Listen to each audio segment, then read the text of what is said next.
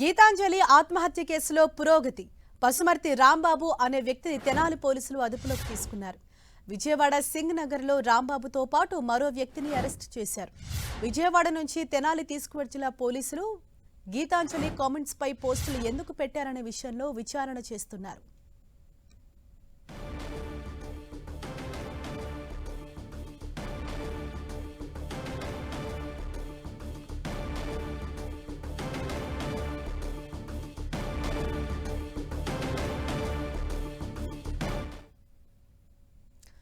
గీతాంజలి ఆత్మహత్య కేసుకు సంబంధించి పోలీసులు పురోగతి సాధించారు. ఒక వ్యక్తిని అయితే పోలీసులు అరెస్ట్ చేశారు. మరింత సమాచారంతో మా ప్రతినిధి తిరుమల రావు మనకు అందుబాటులో ఉన్నారు. తిరుమల రావు, ఇక్కడ పసుమర్తి రాంబాబు అనే వ్యక్తిని ఇప్పటికే పోలీసులు అదుపులోకి తీసుకున్నట్టు తెలుస్తోంది. ఇంకా ఎవరినైనా పోలీసులు అదుపులోకి తీసుకున్నారు? మీకు అందుతున్న ఇన్ఫర్మేషన్ ఏంటి? హరీష, ఎవరైతే ఉన్నారో తెనాలికి చెందిన గీతాంజలి ఆత్మహత్య కేసులో తెనాలి పోలీసులు వేగం పెంచారని చెప్పాలి. దీనికి సంబంధించి ఇప్పటికే అనేక మందిని పోలీసులు సోషల్ మీడియాలో ఆమెని అసభ్య పదజాలతో దూషిస్తూ అసభ్యంగా మాట్లాడిన వాళ్ళని కొంతమంది ఇప్పటికే అరెస్ట్ చేశారు. తాజాగా నిన్న పోలీసులు తెనాలి పోలీసులు స్కెచ్ వేశారు.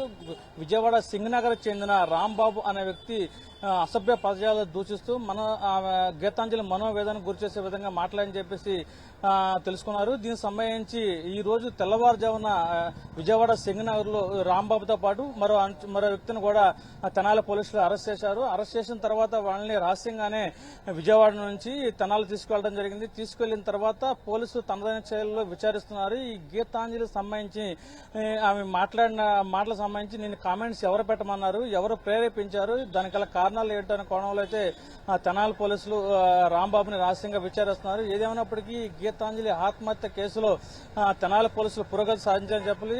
రాంబాబుతో పాటు మరో వ్యక్తిని కూడా ఈ రోజు తెల్లవారుజామునే విజయవాడలో అరెస్ట్ చేసినట్టు తెలుస్తుంది. ఏదేమైనప్పుడు ఈ కేసు సంబంధించి తెనాలి పోలీసులు ప్రత్యేకమైన టీంలు ఏర్పాటు చేసి ఈ గీతాంజలి ఆత్మహత్య గల ప్రేరేపణలు ఎవరైతే చేశారో వాళ్ళందరినీ అరెస్ట్ చేయడం జరిగింది. ఈ కేసు సంబంధించి ఇప్పటికే దీనికి సంబంధించి విజయవాడ పోలీసులు కూడా కొంత సమాచారం ఇచ్చారు. ఈ ఎవరైతే ఉన్న సోషల్ మీడియాకు సంబంధించి మీకు ఏమైనా ఇన్వెస్టిగేషన్ లో భాగంగా మాకు సహకరించాలి అని చెప్పేసి చెప్పడం జరిగింది. ఏదేమైనప్పటికీ ఎవరైతే ఉన్నారో గీతాంజలి వైఎస్ జగన్మోహన్ రెడ్డి ఇచ్చిన పథకాలు సంతోషంగా తన ఆనందాన్ని వ్యక్తపరుచుకుంటూ అదేవిధంగా నాకు ఇంటి స్థలం వచ్చింది, దీనికి సంబంధించి నా కళ నెరవేరింది, నాకు సొంత ఇంటి గూటికి వెళ్తున్నానని చెప్పేసి సంతోషం వ్యక్తం చేయడంతో పాటు అదేవిధంగా అత్తమామలకు వాళ్ళ పిల్లలకు కూడా అమ్మఒడి వస్తుంది, అత్తమామలకు పింఛన్ వస్తుందని చెప్పేసి చాలా సంతోషంగా వ్యక్తం చేసి ఆనందాన్ని అయితే సోషల్ మీడియాలో వ్యక్తం చేసింది. ఈ సోషల్ మీడియా వేదికగా ఎవరైతే ఉన్నారో ప్రతిపక్ష పార్టీలకు సంబంధించిన సోషల్ మీడియాలో తనపై అసభ్య పదజాలతో దూషిస్తూ తన ఇష్టానుసారంగా మాట్లాడని చెప్పేసి మనోవేదనకు గురయ్యి